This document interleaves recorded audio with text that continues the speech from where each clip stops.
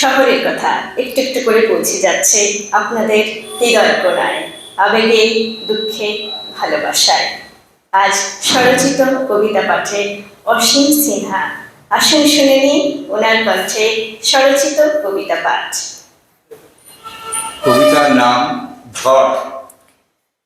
তাদের ঘর ভেঙে গেছে বানভাসী ঝড়ে, কেউ মারা গেছে গাছ চাপা পড়ে, কেউ হারিয়ে গেছে সমুদ্রের জলে।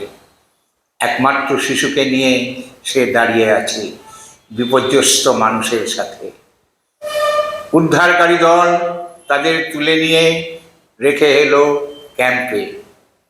পায়ের তলায় মাটি ও মাথার ওপর ছাদ তাদের হারিয়ে গেছে।